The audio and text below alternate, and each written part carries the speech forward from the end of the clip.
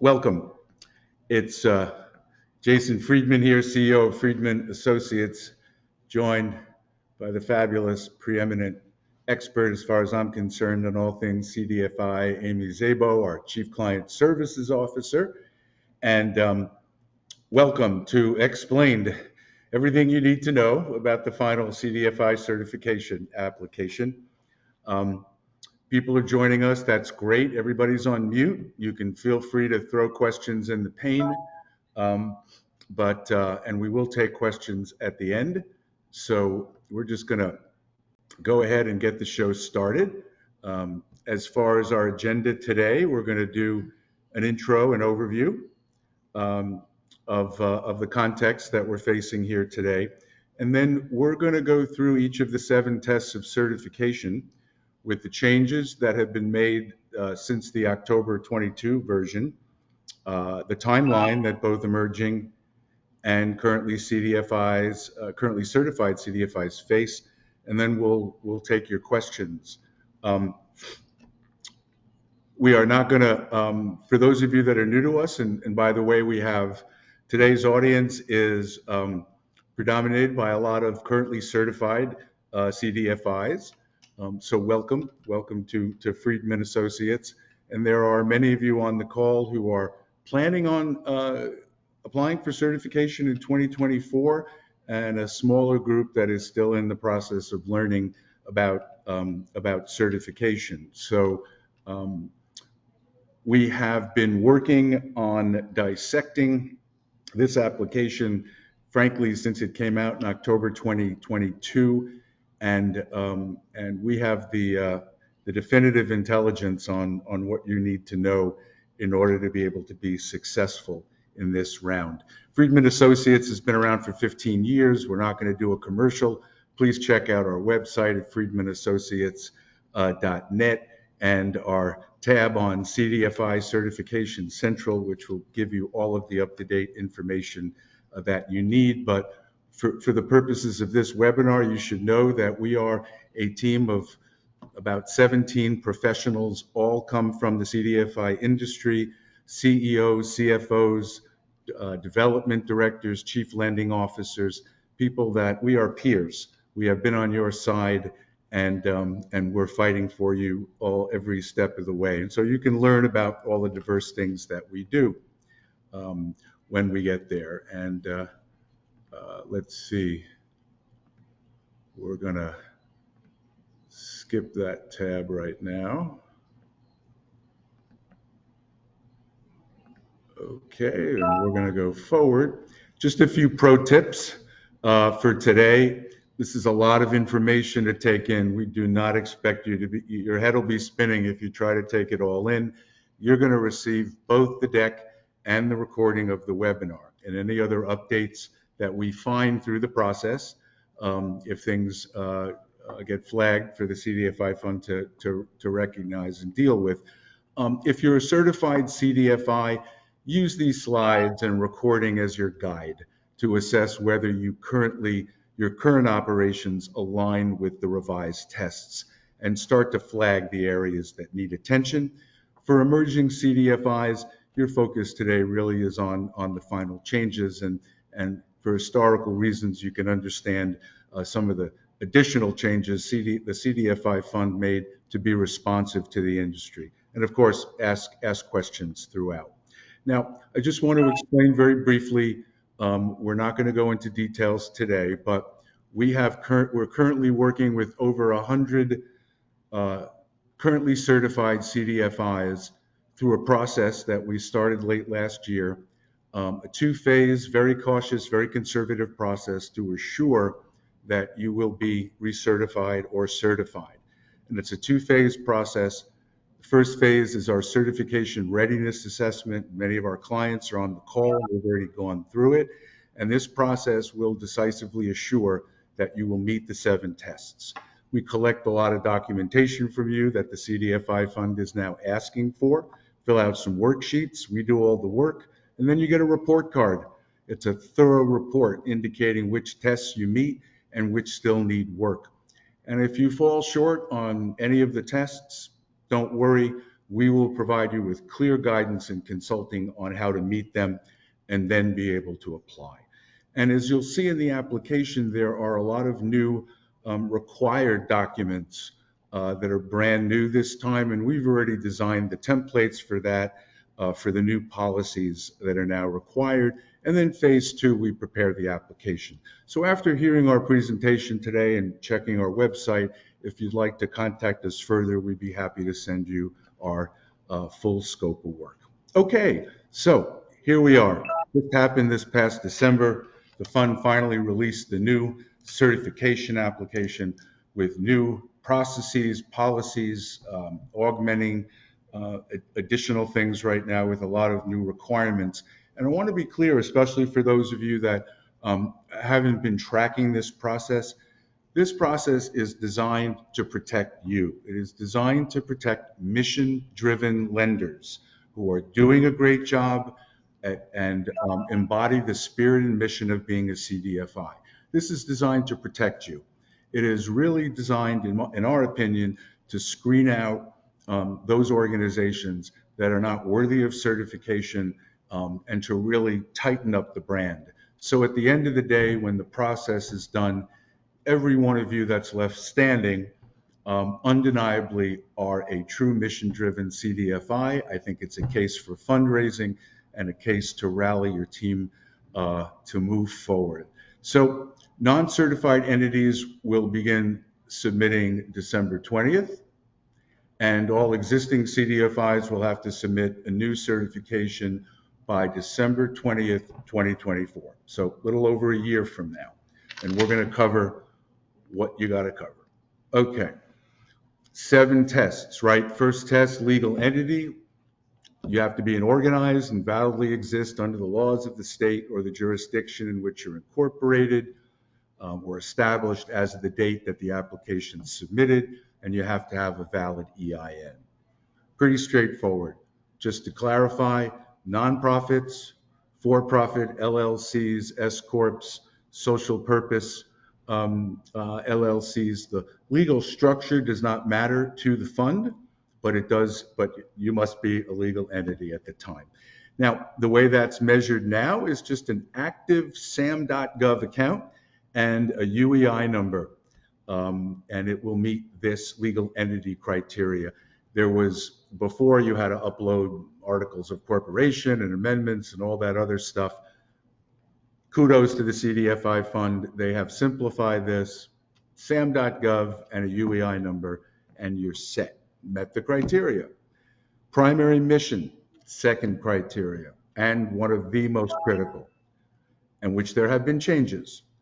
A CDFI and all its relevant affiliates, and that's an important qualifier, all of its relevant affiliates must have a mission, a primary mission of promoting community development. In other words, the CDFI fund is now going to consider whether the activities of the applicant are purposefully directed toward improving the social and or economic conditions of underserved people and or residents of economically distressed communities. Now, if you are a affiliate or subsidiary of a parent corporation, the CDFI fund is now going to want to see documentation that the parent organization and other affiliates meet this test. This is a game changer, and this specifically is designed to make sure that all parties involved are truly in the mission and demonstrating that, as we'll discuss. Okay, how do you document it? Documented board-approved mission statement that's been in place for at least 6 months. And that can be obviously your articles and other legal documents. A new criteria this year is a board-approved community development strategy. Basically a straightforward document that outlines the goals and objectives of your CDFI to make sure that the fund sees very clearly that you are a mission-driven community development organization providing affordable capital to underserved individuals and communities. and that you engage in responsible financing practices. We'll discuss that, okay? There were some the earlier draft removed this draft removed what we call the bright line disqualification for many financing practices that would have automatically disqualified your organization. And so that's a change. It's a good change. And the TLA implementation is going to be delayed until the end of 2025. So very straightforward here. But again, not only the mission of the CDFI, but its affiliates. Now, let's talk about that a little bit more because we know that many of you are affiliates or subsidiaries. Relevant affiliates and subsidiaries will be reviewed as part of the new certification process. Here are the definitions that you need to keep in mind. An affiliate is a company or entity that is controlled by, or operates under common control with another company. A subsidiary is a company that is owned or controlled directly or indirectly by another company. Now, let's talk about control, controlled, or controlling, the three C's. Ownership, control, or power to vote 25% or more of the outstanding shares of any class of voting securities of any company, directly or indirectly, or acting through one or more persons. Obviously, this has to do primarily with for-profit entities.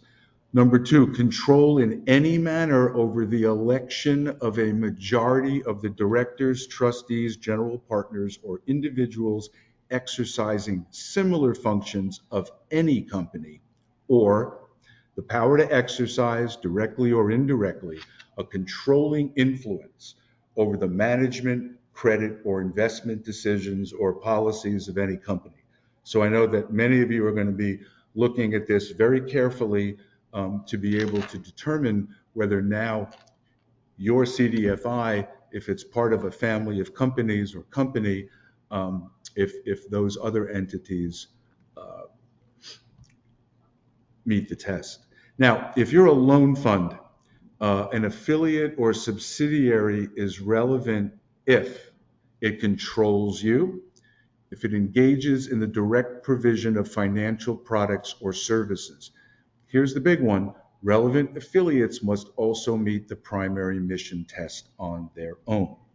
So, again, this is a tightening up of the process to make sure that the family of companies all are focused on the same thing. Okay, now let's talk about responsible financing practices.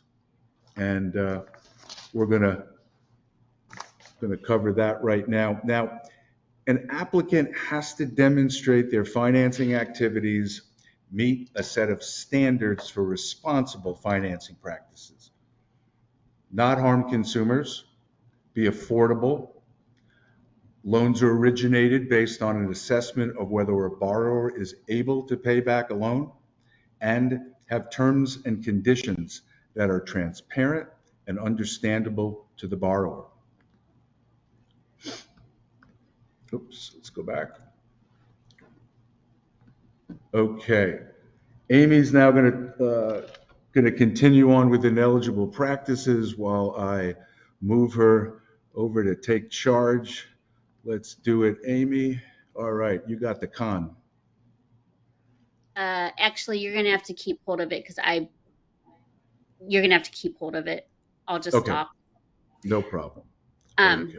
So go ahead and reshare your screen. So one of the big changes from what they had originally proposed, and this got a lot of outcry from the industry, is that there were a number of practices that would automatically disqualify an organization, financing practices that would automatically disqualify an organization from CDFI certification, even though some of those practices that they were outlining could be used responsibly.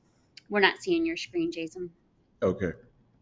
And so one of the big changes, and this is great, that they've still maintained some practices that automatically disqualify an organization if but then a lot of the practices that were more common in the industry and were being used responsibly, you now can request that they be approved. So there are some practices that still are ineligible and will disqualify you as a CDFI. And I'm going to go over those really quickly. There's a lot of kind of bullet points here.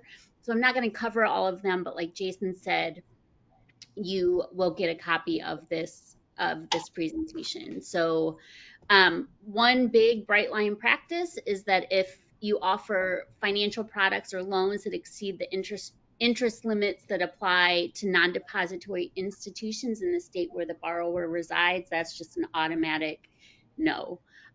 So you do, if you're a multi-state lender, you do have to understand what those interest rate limits are in each of the states that you work in. If you offer consumer loans that allow for an APR in excess of 36% and then have at least one of these additional bullet points, you're automatically going to be disqualified. So they're asking some additional questions to make sure that so 36% is not automatically disqualifying, but if it's being used irresponsibly, it is disqualifying. So they're going to ask about your default rate. They're going to ask about whether there are leverage payment mechanisms. They're going to ask about the time frame of repayment, things like that. And so if you are seeing any one of those kind of secondary bullet points, it's going to be ineligible. You can forward, Jason. Okay. A couple more ineligible practices are so if you do single family residential mortgages on which that is secured by a lien, a subordinate lien, you can't you have to verify borrower income, which you have to do, an ability to repay, which is kind of an overall requirement um, that the fund is asking for anyway. If there's negative amortization or interest only payments, that's going to disqualify you. If it includes mortgage, if you charge upfront points or fees in excess of 3% or in excess of the qualified mortgage limits for smaller loans, it will disqualify. Um, and if they're underwritten at less than the maximum rate in the first 5 years, it will disqualify. Um, you can't sell off, charge off loans to debt buyers because debt buyers can be very predatory. If you're a bank or if you're a bank and you have a CRA rating below satisfactory, you're not going to qualify. And then you can't use equity investments for your own benefit or to control the investee. So those are all ineligible financing practices. But there are some other practices that you can justify and that can be pre-approved, and we'll look at those on the next slide. And these responsible financing practices really are the core of what the fund is doing to sort of increase their brand and to make sure that um, predatory lenders aren't getting CDFI certification. So it is important to spend a little bit of time with these things that you can provide explanation for and show that you are using them responsibly. Um, if you don't evaluate the ability of certain mortgage consumer or small business borrowers to pay back a loan, you potentially could make the case that this is still a community development mission focused loan and not predatory. If you offer small business loans that are in excess of 36%, which I've never seen a CDFI that does that, so hopefully that's not happening very often. Mortgages with balloon payments or that carry maximum terms longer than 30 years. We do see this with particularly during economic crisis. These are often like tools that are used to keep people in their homes. Or if you're a bank and you charge bank or credit union and charge excessive overdraft or non-sufficient funds fees, there's might be some justification required. Truth in Lending Act. So the original original draft application was going to require small business CDFIs to disclose in writing, a transparency issue there to follow TILA guidelines and disclose all of these things in writing. The fund is now delaying implementation of that to January 1, 2026, so organizations can get their systems up to speed and be able to provide this upfront to the borrower. So that's a nice delay, but um, you will have to do this. Document. Hmm. Okay, Jason, keep going, please. All right, financing entity. CDFIs have to have predominant activity, business activity, of financial product, the provision of financial products and financial services. And we should say eligible financial products and financial services. Um, Why is that, Amy? because the fund, we had to pick and choose what we put in this presentation, but the fund has defined eligible financial products and financial services for the purpose of financing entity assets. And so we have a list of potential or eligible financial products and financial services, but don't worry if your products you provide aren't on that list, there is a mechanism for getting them approved by the fund as long as they're community development focused. That's So right. keep on So, going, yeah, Jason. well, the bottom line here is that the fund is catching up with, 25 years later in terms of other financing practices that weren't as well known or common back then. And so finally it has come up with an exhaustive list, hopefully, but they do give you the ability to say, wait, we do something that is also equally responsible. And so we want to get that exemption. So, okay. So financing entity, so just like primary mission has kind of three sub criteria, financing entity also has three sub criteria. So an organization's predominance of assets and predominance of staff time, which are the two of the three criteria, have to be dedicated to the provision of financial products or financial services. And so if you map all of your accounts on your balance sheet, you have to show that the predominance of assets are either, your loan pool essentially, or funding used to support the implementation and the management of the loan pool. One huge change here, and this is really great, and this is a big win, is that well, we'll get to that with staff time. So the same is the case for staff time as you map your FTEs and how they're spending their time. The predominance of your staff time has to be dedicated to financial Right. products. But the big win here is that staff time dedicated to development services is now being considered a disregarded staff time. So basically what that means is you get to remove that from the denominator of the equation. So if you have 10 staff and 5 of them are providing development services, 4 of them are providing financial products, you're really only going to be looking at your denominator is going to be 5. So 4 of your 5 staff members who are regarded in this case are providing financial products, and you will meet the financing entity test. So that's great. It's a big one. Yep, and kind of a baseline, in order to apply for CDFI certification, you have to be engaged in financing activity for at least 12 months. Do have an asterisk on that because there are some different exceptions that we don't have time or energy to talk about, but you can use a spinoff entity exception or a couple other exceptions that can decrease that timeline. You And have to have sufficient capital available to continue financing activities at a historic rate for at least 3 months, and that capital can be in the form of liquid, kind of undeployed capital, committed capital that you have legal commitment to show that it will be available in the next 3 months. It can also be sort of loan repayments that are expected in 3-month time frame, or some other ways you can meet that sufficient capital test.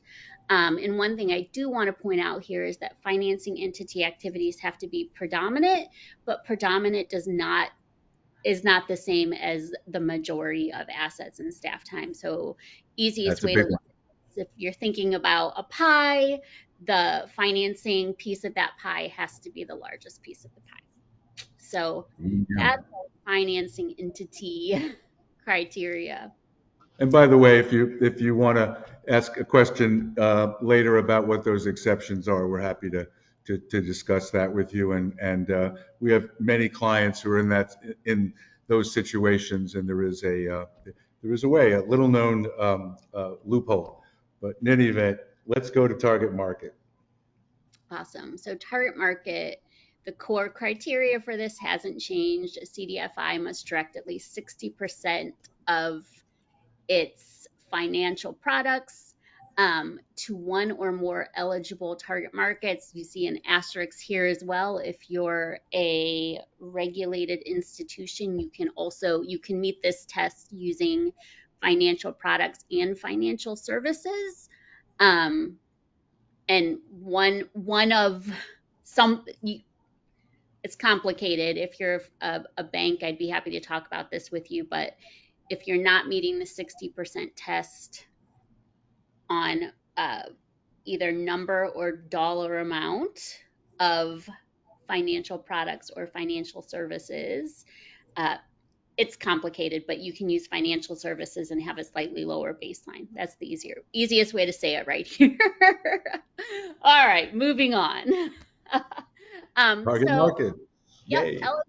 eligible target markets. So we have investment area qualified census tracts. And so these are census tracts that meet economic distress criteria based on poverty, income, or unemployment or population decline. So the CDFI fund has provided a data set of every census tract in the country and which ones are and which ones are not investment area qualified, and that data set is based on 2016 to 2020 data.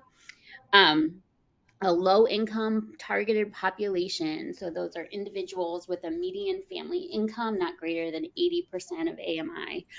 And then other targeted populations. So these targeted populations are generally based on race or ethnicity, but so the race ethnicity based ones include African American, Hispanic, Native American, Native Alaskan, Native Hawaiian, other Pacific Islander.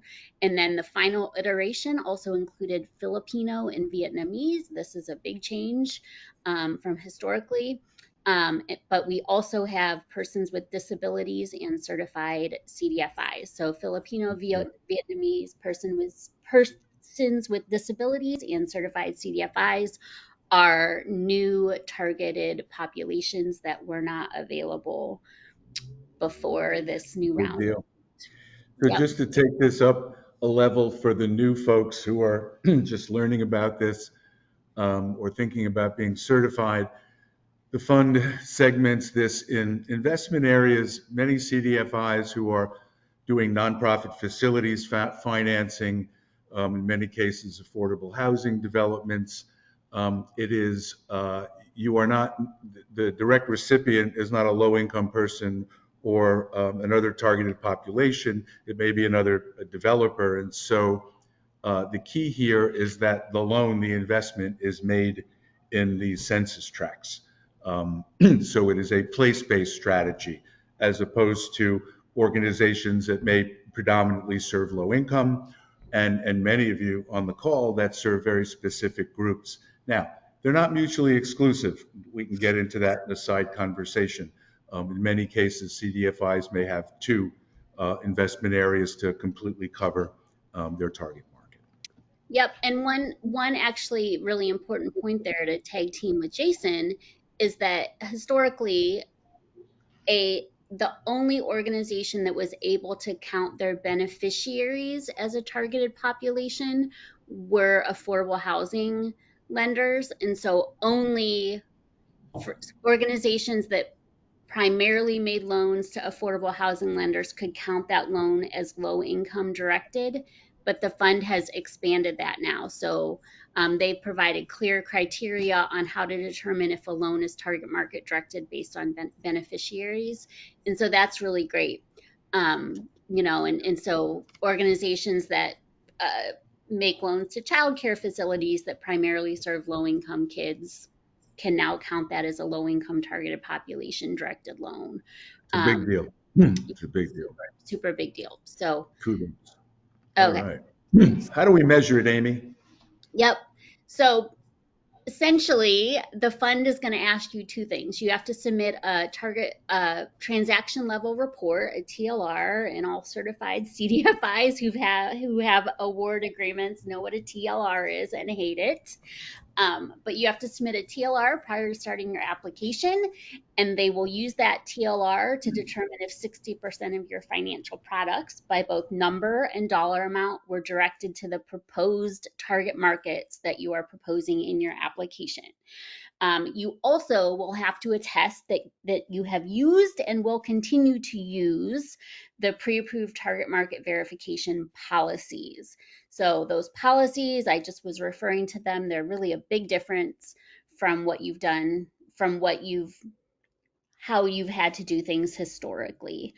So the fund has said, these are the ways that you can document that a loan is target market directed, and you have to use these ways that we've defined, or you have to get a different way of documenting target market directed financial products. You have to get that pre-approved in order to use that. So um, we could talk about this for Mm, 25 minutes on their own. And I'd be happy to do that with any of you because I like to geek out about this stuff. But the major changes we've already mentioned, Filipino and Vietnamese are included as other targeted populations. And then uh, the the final pre-approved target market verification policies really have been tweaked and updated and really overall made more clear from what the initial draft of those were, and some of the really awkward things in those have been fixed. So uh, and it's just they're way better than they were. wait a So that's where we're at with target minute. market criteria. All right. Let's go to development services. One of the things that makes a CDFI unique in that it focuses on preparing borrowers for capital and then working with them to make sure that they succeed in their goals, whatever that may be. Um, so nothing's changed here in terms of the requirement. A CDFI must provide what we generically will call technical assistance in conjunction with financial products directly or through an affiliate or through a contract with another provider. So there's flexibility there, but the CDFI has tightened up the requirements, frankly, because there's no accountability on behalf of the CDFI historically for what those services are, when they were provided, whether they were culturally sensitive, what the mechanism was to understand what the results were. So this is, again, give the CDFI a lot of credit um, for catching up here. So an eligible development service, structured training, right? Entrepreneurial training, training on how to write a business plan, training on procurement, right? Structured training, counseling, or technical assistance service that is offered regularly to eligible clients. Now, in terms of a training, that it has a defined curriculum or a written set of goals and objectives, learning objectives, what people will learn as a result of this, and how that then ties into being eligible for financing. Now, the outcome of success may be the completion of a specific step that prepares a current or potential customer to access or increase their knowledge about the CDFI's financial products and financial services. So they're really asking for understanding what the product is, and I use that word deliberately because it should be thought of as a product, um, what the purpose, goals, learning objectives are of that, and what the expected outcomes may be. And you can think through that, obviously, if you're providing technical assistance to someone to install QuickBooks and read their financials, then you can talk about, right? You can talk about that, and because there is an outcome on the back end. As far as how it's measured, and this is the key, the applicant has to demonstrate that at least one development service is regularly offered, and it must be provided at least once a year. If that development service is offered through another provider, there must be an acceptable formal agreement in place now, and the development services must be routinely reviewed and monitored by the applicant. You are going to have to describe now how this is done and have that on record. This is a big change because, as I said before, development services in one way in terms of a test was one of the weakest because development services wasn't really adequately defined, and there wasn't a mechanism in place for the reviewer to understand how this particular product or service relates to helping someone both access capital, and then on the back end, how to keep that homeowner, new homeowner in their home, how to help that new business owner not only stay in business, but survive and be sustainable. So now it has to be offered at least once a year. It was before from 4 times a year, and it just lays it out now in terms of how you have to describe this and attest to it. Okay, so Amy, let's talk about accountability because that's a big one. Yeah, this one's real crunchy. Crunchy, I like that. Yes. So, we've talked about target market a little earlier. You have to maintain accountability to your target market through representation by individuals on your governing board and governing board or your governing board in conjunction with an advisory board. Let's go to the next slide. So, All right, let's get into it. right. And so there's, if you're, most CDFIs either have a governing board, are using either governing board or governing/advisory board. There are other options. If you don't have a governing board, then you can just use advisory board. But I'm just focusing on the main two ways that the majority of CDFIs meet the accountability requirements. So if you're just using your governing board to meet accountability, your board has to consist of at least 3 members. You have to have at least 1 member accountable to each proposed target market. So if you have a low-income targeted population and an African-American targeted population, you have to have at least 1 member who is accountable to each of those. And then at least a third of your board, 33%, has to be accountable to the overall proposed target markets. So if you have 10 members, you had 1 member who is accountable to the low-income targeted population and 2 members who are accountable to the African-American targeted population. That'd be 33%, and it would meet your criteria. And there'd be 1 accountable to each. So that would meet your criteria. So go And ahead. just to for those are new to this process, if you're a nonprofit, right, you have a governing board.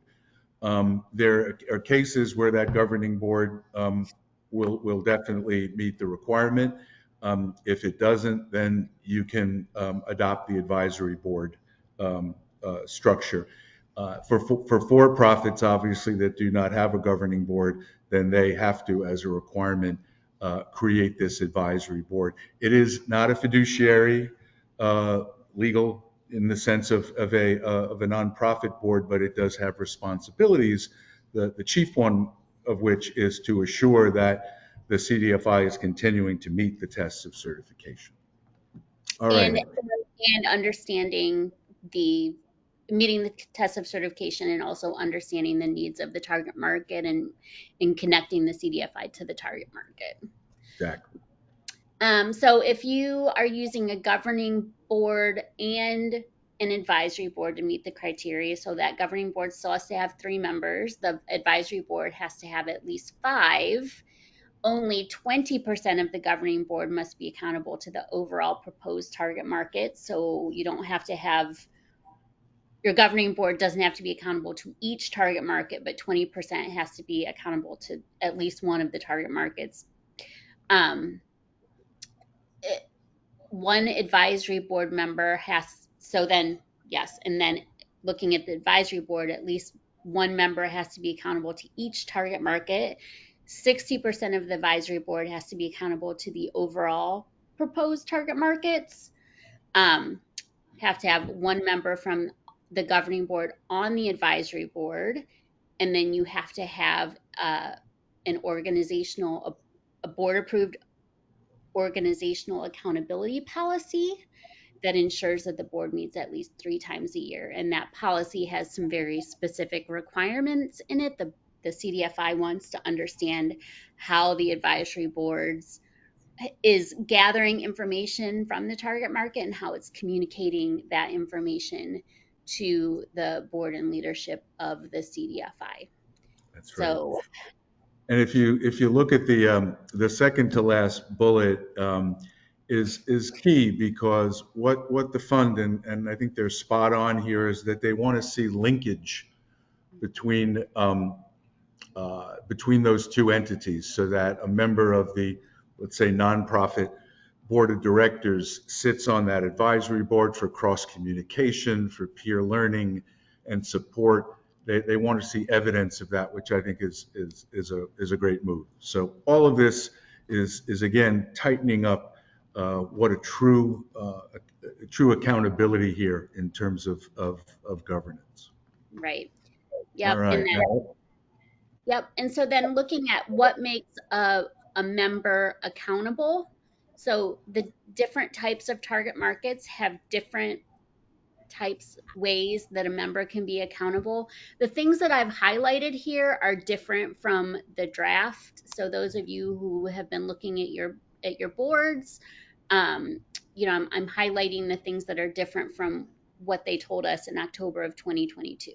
So low income targeted population basically, and one thing to remember through all of this is that the same way that you're verifying that your borrowers are target market borrowers, you have to use that same criteria to verify that your board members are accountable to the targeted population. So a low income individual, you have to use the same target market verification criteria to ensure that your board member is accountable to the low income targeted population. Uh, However, one important change on this count as far as target market verification is concerned, which we didn't go into a ton of detail on historically.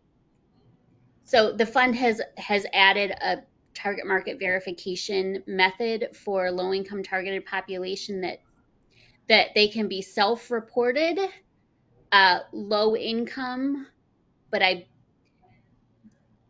my best guess is because, so your borrowers are still going to have to document that they're low income because you have to underwrite their loans based on income, right?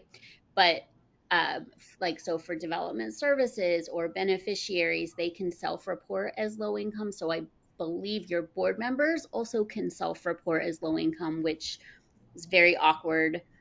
Um, Before they would have had to provide documentation, which when you're asking someone to be a volunteer board member, that's very awkward. Anyway, or they can be a staff member, not an executive staff member. This is a big change.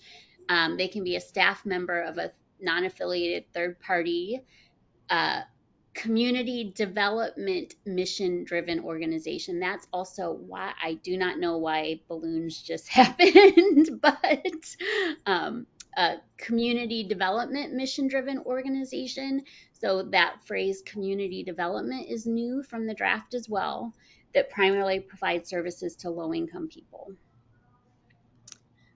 So for other targeted populations, for our um, race, ethnicity, other targeted populations, the member is accountable if they're a member of that specific ethnic or racial group, and that can just be self-reported. So pretty straightforward. Next. And if they have a disability as well, that's right. Yep, that's on the next slide. Yep.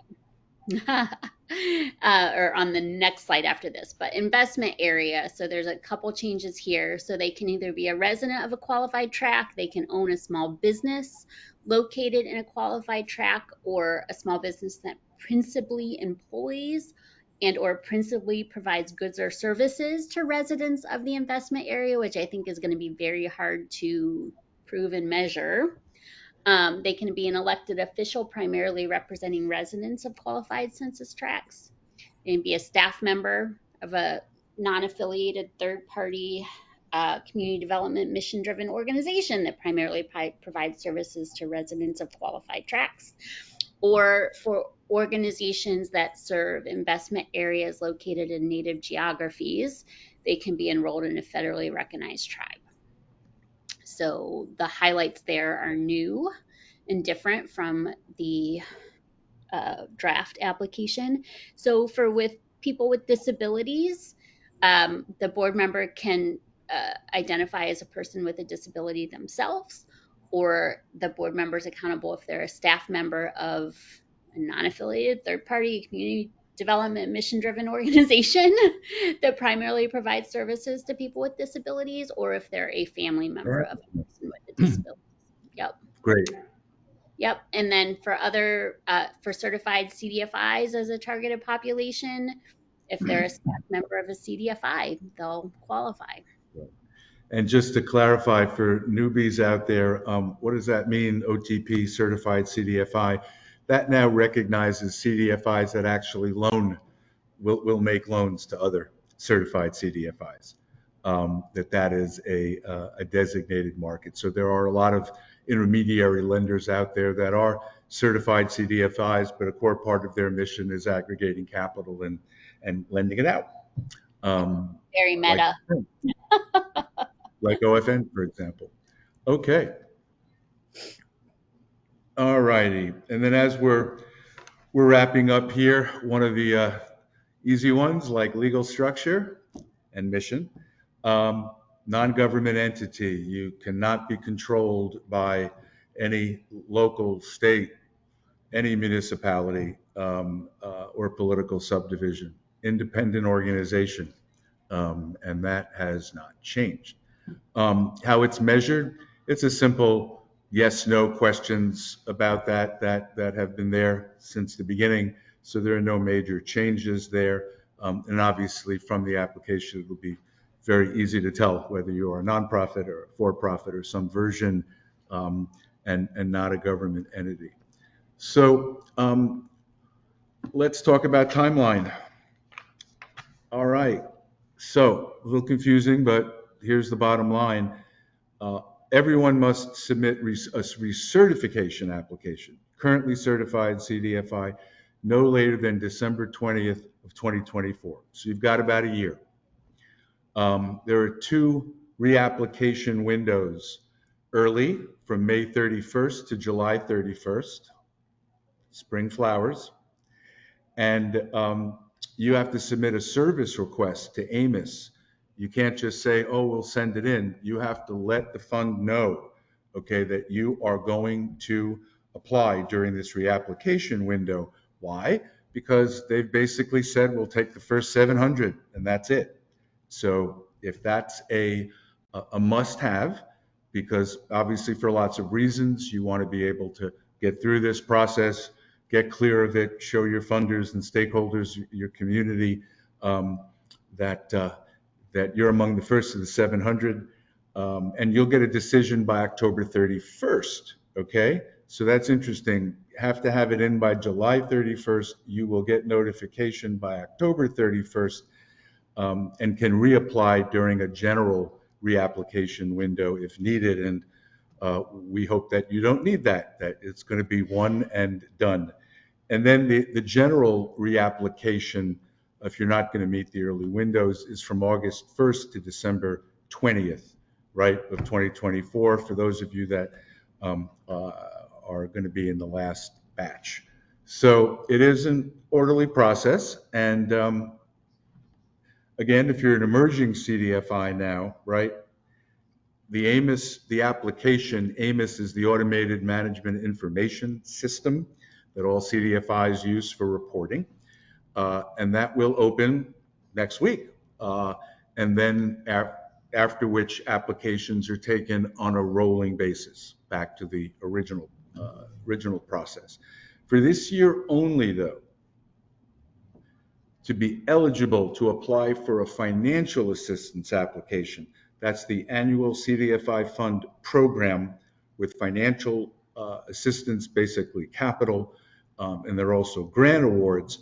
But in order to be eligible to apply for that capital award, emerging CDFIs can submit that application, that financial assistance application, which is due February 15th of next year, as long as, and again, as long as you submit your certification application by March 5th of 2024. So you get that application in by March 5th. They're obviously then going to fast track that so that they can determine then if you're eligible for them to review your financial assistance application. So there's that window there for probably a small subset. But if the certification application is denied, then obviously you're not eligible for the FA award. So there's a risk there. What I want to do is, obviously, I want to thank Amy for making this happen with us today and absorbing all these details. And so we're going to take your questions. I think we have about 20 questions or so right now, which is wonderful. And we'll take them one at a time. I just, again, just briefly